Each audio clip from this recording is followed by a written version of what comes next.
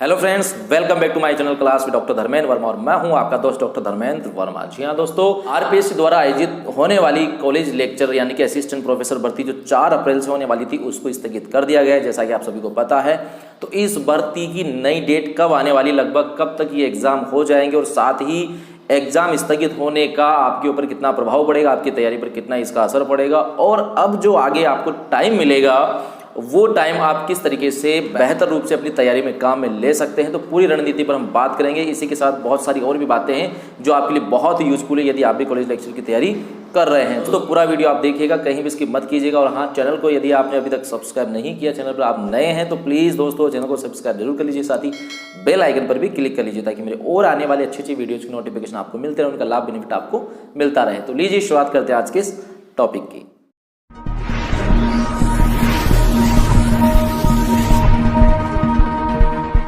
दोस्तों, आरपीएससी द्वारा आयोजित होने वाली कॉलेज लेक्चर यानी कि असिस्टेंट प्रोफेसर भर्ती परीक्षा जो 4 अप्रैल से होने वाली थी वो स्थगित कर दी गई है और आगामी तारीख का अभी जो है ऐलान नहीं किया गया, यानी कि तारीख जो है वो अब बहुत जल्द डिसाइड हो जाएगी। और इसके कारण क्या रहे हैं, शायद आप सभी को पता होगा कि जो ईडब्ल्यूएस कैटेगरी उसमें आयु और जो फीस है उसमें छूट दी गई है, इसलिए दोबारा रीओपन किया जाएगा इस विज्ञप्ति को केवल ईडब्ल्यूएस वालों के लिए। तो इसी सिलसिले में इसको आगे बढ़ा दिया गया, स्थगित कर दिया गया। और यहाँ पर मैं बता दूं कि स्थगित करने के बाद जो रेस्पॉन्स कैंडिडेट्स का आ रहा है तो वो भी 2 तरह का आ रहा है, यानी कि जो कैंडिडेट्स इस परीक्षा तिथि यानी कि 4 अप्रैल से संतुष्ट नहीं थे और उनकी परीक्षा की तैयारी अच्छे से नहीं हो पा रही थी, ऐसे कैंडिडेट्स इस खबर को सुनकर के बहुत खुश हैं।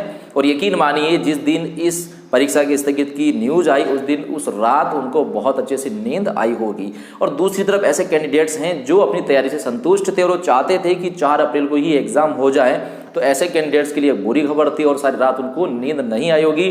लेकिन फिर भी यहाँ पर दोस्तों मैं आपको बताना चाहूँगा कि जो होता है अच्छे के लिए होता है, ऐसा आपको सोचना चाहिए और अच्छी और बेहतर तैयारी आप करें ताकि आप एग्जाम में बहुत अच्छा प्रदर्शन करें और केवल पास ही नहीं हो बल्कि एक अच्छी रैंक आप हासिल कर सके। तो दोस्तों सबसे पहली बात, इंपॉर्टेंट बात यह है कि अभी आप इसको नकारात्मक नहीं सोचे, टेंशन नहीं लें, बल्कि खुश रहें, मस्त रहें और ये सोचे कि हमें और अच्छा टाइम मिल गया है और बेहतर तैयारी करने का, तो हम और अच्छी तैयारी करेंगे और एक अच्छी रैंक इस परीक्षा में हासिल करेंगे।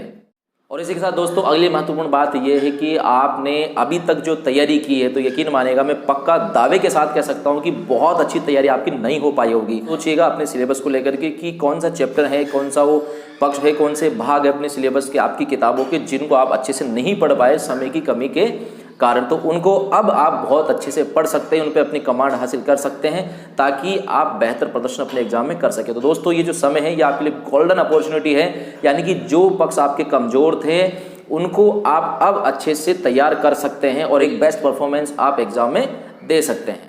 इसी के साथ दोस्तों अब तक जो आपने किताबें पढ़ी है, जो सिलेबस के अकॉर्डिंग सारा कोर्स आपने किया है, उसको फिर से एक बार रिवीजन जरूर कर ले। जी हाँ दोस्तों, अब आपको रिवीजन करना है लेकिन ठंडे दिमाग से, शांति सुकून और पूरे धैर्य के साथ करना है, ना कि स्पीड से भागते हुए।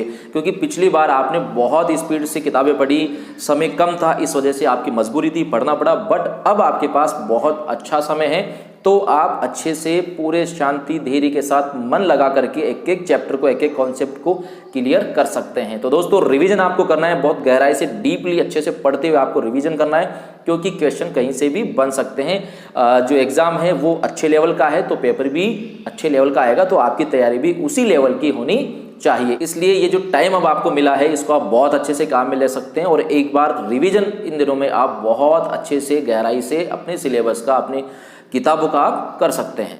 और इसी के साथ दोस्तों अगली बहुत महत्वपूर्ण बात यह है कि जो 3rd पेपर है राजस्थान जीके का, उसकी तैयारी कई कैंडिडेट्स यानी कि ज़्यादातर कैंडिडेट्स ढंग से नहीं कर पाए हैं। तो दोस्तों अब आपके लिए फिर से एक बहुत अच्छा अवसर है, गोल्डन अपॉर्चुनिटी की आप 3rd पेपर की बहुत अच्छे से तैयारी करें। यानी कि ये जो टाइम अब आपको मिला है जितने भी दिनों का, तो उसमें आप 3rd पेपर राजस्थान जीके का जो पेपर है उसको बहुत अच्छे से पढ़े, डीपली पढ़े और एक एक चैप्टर, एक एक टॉपिक को अच्छे से समझते हुए क्लियर करें, क्योंकि दोस्तों राजस्थान जीके का जो थर्ड पेपर है ये आपके सिलेक्शन में बहुत बड़ी भूमिका निभाएगा। कोशिश कीजिएगा आप 30 से 40 के बीच में मार्क्स आपके इस पेपर में आए, ताकि आप अपना सिलेक्शन पक्का कर सके और एक अच्छी रैंक हासिल कर सके। तो दोस्तों ये जो टाइम है, ये जो समय है, इसमें आप आराम से अपना थर्ड पेपर जो है राजस्थान जीके का, उसको बहुत अच्छे से तैयारी कर सकते हैं। बहुत बेहतर तरीके से आप उसको पढ़ करके अच्छा प्रदर्शन आप एग्जाम में कर सकते हैं। और अगली महत्वपूर्ण बात दोस्तों वो ये है कि जो समसामयिकी के क्वेश्चन यानी कि जो करंट जीके हैं वो भी आपकी परीक्षा में आएगी। तो दोस्तों अब तक कई कैंडिडेट्स ऐसे हैं जिन्होंने करंट को अच्छे से नहीं पढ़ा क्योंकि समय नहीं मिल पाया, बट अब ये जो है समय आपको मिला है, ये एक बहुत अच्छा अवसर है। आप समसामयिकी करंट को भी बहुत अच्छे से कवर कर सकते हैं, क्योंकि दोस्तों बहुत सारे क्वेश्चन आपके करंट से भी पूछे जाएंगे, तो बेहतर तैयारी आपकी होनी चाहिए। समसामयिकी जो विषय है उस पर आपकी पकड़ होनी चाहिए। तो दोस्तों ये जो समय आपको मिला है, इसमें आप फिर से जो करंट के क्वेश्चन हैं, जो समसामयिकी से जुड़ा हुआ जो भाग है, सिलेबस है, उसको बहुत अच्छे से आप तैयार कर सकते हैं। और दोस्तों यहाँ पर मैं बता दूं कि कम से कम जनवरी 2020 से अब तक का करंट आपको पढ़ना चाहिए। मेरे ख्याल से मार्केट में बहुत सारी बुक्स हैं, वो आपको मिल जाएगी। तो जनवरी 2020 से अब तक का सारा जो समसामयिकी है, करंट है, योजना है, वो सारी आपको पढ़नी है। बहुत अच्छे से, शांति के साथ, अच्छे से, ठंडे दिमाग से आप पढ़िएगा। एक एक चीज़ को बहुत अच्छे से आपको पढ़ना है, समझना है, क्लियर करना है, तब जाकर के आप बेस्ट परफॉर्मेंस एग्जाम में कर पाएंगे। और करंट जीके के साथ ही दोस्तों आपको राजस्थान में जो अच्छी अच्छी योजनाएं, महत्वपूर्ण योजनाएं चल रही है, उनको भी आपको पढ़ना है। साथ ही आर्थिक समीक्षा या फिर जो बजट है, पिछला वर्ष का बजट और इस वर्ष का बजट, उसको भी आप देखें। और जो महत्वपूर्ण पक्ष हैं, अच्छी अच्छी जो योजनाएं हैं, उनको अच्छे से आप कवर करें, ताकि जो समसामयिकी से संबंधित प्रश्न पूछे जाए तो उनका जवाब आप दे सके। तो समय बहुत अच्छा आपको मिला है, आप बेहतर तैयारी इस समय का सदुपयोग करके कर सकते हैं। और इसी के साथ दोस्तों अंतिम महत्वपूर्ण बात यह है, आप सभी के लिए इम्पोर्टेंट बात यह है कि अब आपको जितनी तैयारी करनी है, जैसी तैयारी करनी है, दिल खोल के मस्त रह के तैयारी कर लीजिए, क्योंकि इसके बाद अब डेट नहीं बढ़ने वाली है। जी हाँ दोस्तों, क्योंकि अब तक तो कई कैंडिडेट्स जो थे तैयारी कर रहे थे, उनका यही कहना था, उनकी यही शिकायत थी कि भाई डेट बढ़नी चाहिए, समय कम मिला है। तो आपको बहुत अच्छा समय अब राज्य सरकार ने दिया है, तो इसका सदुपयोग आप करें और बहुत अच्छी सी तैयारी आप करें, क्योंकि दोस्तों अब डेट बढ़ने की संभावनाएं न के बराबर है। इसके बाद तो आपको जो भी करना है, तो इन दिनों में यानी कि ये जो टाइम आपको मिला है, इसमें आपको बहुत अच्छे से तैयारी करनी है। पूरे डेडिकेशन, जोश और उत्साह के साथ, जी जान के साथ आपको तैयारी करनी है और टाइम वेस्ट बिल्कुल भी नहीं करना है। तो यकीन मानिए दोस्तों, इस तरीके से आप तैयारी करेंगे तो पक्का डेफिनेटली आप बेस्ट परफॉर्मेंस एग्जाम में दे पाएंगे और आपका केवल सिलेक्शन ही नहीं होगा, बल्कि एक अच्छी रैंक भी आप हासिल कर पाएंगे। और चलिए दोस्तों, अब मैं आपको बता देता हूं कि एग्जाम लगभग कब तक हो सकती है,